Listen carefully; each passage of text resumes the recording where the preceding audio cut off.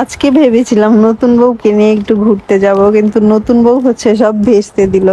প্রথমে হচ্ছে বলেছিল যাবে, কিন্তু পরে হচ্ছে যায়নি। আমরা যখন রেডি হয়েছিলাম তারপরে বলেছে যাবে না। যাই হোক, এর জন্য হচ্ছে মনটা একটু খারাপ হয়ে যায়। আর ইব্রাহিম হচ্ছে আগেই রেডি হয়ে বসে রয়েছে, আর আমিও হচ্ছে রেডি। কিন্তু ইব্রাহিমের দাদুর হচ্ছে একটু লেট হইতেছিল, কারণ ঘরটার তালা দিবে তারপরে হচ্ছে যাবে। আর ইব্রাহিম তো কিরকম ঘোরার পাগল, আপনারা তো সবাই জানেনই। ও হচ্ছে ঘুরতে অনেক পছন্দ করে। আর প্রথমে ভেবেছিলাম যদি নতুন বউ যায় তাহলে হচ্ছে অনেক জায়গায় ঘুরতে যাব, আর হচ্ছে রামের কান্দা যাব। আর যেহেতু রেডি হয়ে গেছি এর জন্য হচ্ছে বাসা থেকে বের হয়েছি, না হলে হচ্ছে বের হতাম না, কারণ মনটা হচ্ছে একদম খারাপ হয়ে গিয়েছিল।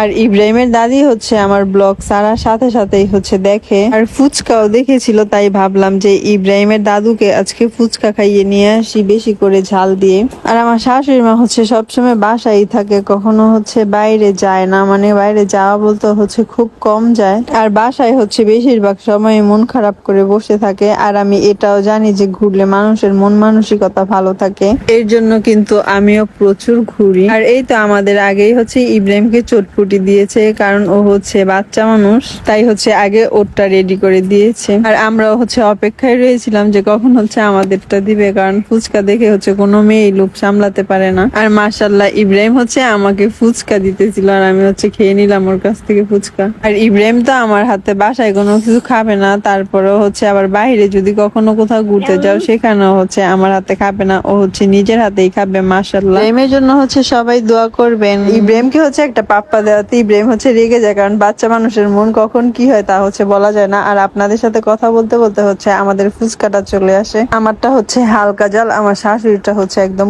কররা ঝাল। আর আমি যেহেতু কম ঝাল খাই এর জন্য হচ্ছে আমার শাশুড়ি মা আমাকে কম ঝালেরটাই দিতেছিল, আর আমার শাশুড়ি মা হচ্ছে বেশি ঝালেরটা নিছে। আর ইব্রাহিমের সাউন্ডের জন্য হচ্ছে দুঃখিত, কারণ ও হচ্ছে সবসময় ভয়েস দেওয়ার সময় এইরকমই করে। সারাদিন হচ্ছে কোনো চিল্লা চিল্লিও করবে না, আবার হচ্ছে আওয়াজও করবে না। শুধু ইব্রাহিম না, আমি যদি ভয়েস দিতে যাই তাহলে হচ্ছে সবার গলার আওয়াজটা মনে হয় একটু বেশি বেড়ে যায়। কেন বেড়ে যায় তা হচ্ছে জানি না। আর যখন হচ্ছে আমাকে ফুচকা দিয়ে যায় তখন হচ্ছে ফুচকা গুলো আমার চেহারার দিকে তাকিয়ে বলতেছিল যে আমাকে খাও না কেন। তাই আমি দেরি না করে হচ্ছে ফুচকা গুলো খাওয়া শুরু করলাম। আর আপনাদের হচ্ছে কাদের কাদের ফুচকা দেখে খাইতে মন চায়? আর এই তো আমাদের হচ্ছে ফুচকা খাওয়া শেষ, আমরা হচ্ছে বের হয়ে গেলাম। কিন্তু ফুচকার দোকানে হচ্ছে ঠান্ডা ছিল না, এর জন্য হচ্ছে আমরা অন্য একটা দোকানে গেলাম ঠান্ডা কিনতে। আর ফুচকা খাওয়ার সাথে হচ্ছে যদি ঠান্ডা না খাই তাহলে হচ্ছে একদম কেমন জানি লাগে, বলার বাইরে, মানে বলার মতো না। আর ইব্রাহিম হচ্ছে ললিপপ কেনার জন্য কান্না করতেছিল। ওর স্বাস্থ্যের জন্য হচ্ছে যেগুলো খারাপ ও হচ্ছে সবসময় সেগুলোই খাবে। আর এই তো এখন হচ্ছে আমার শাশুড়ি মা বাজারের দিকে যাচ্ছে,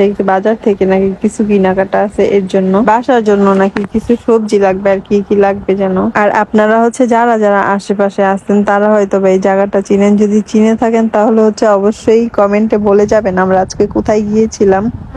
আর এই তো আসার সময় হচ্ছে পেঁয়াজ কিনে নিয়েছিল, তারপরে হচ্ছে কি কি কিনেছিল ওইগুলোর ক্লিপ হচ্ছে আমি নেই নেই, কারণ হচ্ছে হাতে সময় ছিল না। আর এই তো আজকে সকালে হচ্ছে 4টা ইলিশ মাছ রেখেছিল, আর হচ্ছে এই মিষ্টি কুমড়াটা বাজার থেকে এনেছিল কালকে। ইব্রাহিম কিন্তু হচ্ছে মিষ্টি কুমড়ো, তারপরে হচ্ছে মানে সবজি, আবার হচ্ছে শাক সবজি আর ভেন্ডি ভাজি, মানে ভাজির দিকটা হচ্ছে ইব্রাহিম অনেক পছন্দ করে। আর শাক সবজি খাওয়া হচ্ছে স্বাস্থ্যের জন্য ভালো। তো আজকে হচ্ছে এই কুমড়োটা রান্না করবে ইলিশ মাছের মাথা দিয়ে। আর এই তো মিষ্টি কুমড়োটা হচ্ছে কেটে নিবে, কিন্তু মিষ্টি কুমড়োটা কেটে হচ্ছে দেখে ভিতরে সাদা। হচ্ছে মিষ্টি কুমড়োটা কেনার সময় ভেবেছিলাম ভিতরটা হচ্ছে টকটকা লাল হবে, কারণ যেহেতু মিষ্টি কুমড়াটা পাকা ছিল, আর টকটকা লাল হলে হচ্ছে আমাদের কাছে আরো বেশি ভালো লাগতো দেখতে, কারণ এই মিষ্টি কুমড়াটা হচ্ছে অনেক শখ করে কিনেছিলাম।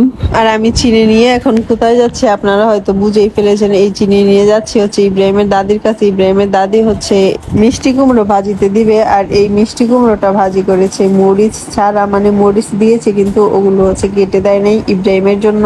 আর ইব্রাহিম হচ্ছে বাচ্চা মানুষ, জাল খেতে পারে না, এর জন্য হচ্ছে ওর জন্য আলাদা ভাজি, আর আমাদের জন্য হচ্ছে মিষ্টি কুমড়োর তরকারি। তো এখানে হচ্ছে আগে ইলিশ মাছের মাথাগুলো ভেজে নিচ্ছিল, কারণ আজকে রান্নাটাই হচ্ছে ইলিশ মাছের মাথা দিয়ে হচ্ছে মিষ্টি কুমড়ো। আর কার কার কাছে হচ্ছে এই তরকারিটা মজা লাগে, আমার কাছে হচ্ছে এই তরকারিটা অনেক বেশি মজা লাগে। আর এই তো ইলিশ মাছের মাথাগুলো বাজার শেষ, এখন হচ্ছে আমার শাশুড়ি মা এই মাছগুলো তুলে নিবে। আর এখানে হচ্ছে আমি দেখি যে এই শাশুড়ি মা তরকারি রান্নার জন্য মিষ্টি কুমড়া কেটে নিতে। আর মিষ্টি কুমড়ো কিন্তু আসলে দেখতে ভালো লাগতেছিল, তারপরও আসলে মিষ্টি কুমড়ার ভিতরটা হচ্ছে বেশি পাকলে লাল হয়, কিন্তু এটা হচ্ছে হলুদ আর উপর দিয়ে হচ্ছে একটু হালকা সবুজ সবুজ কালার।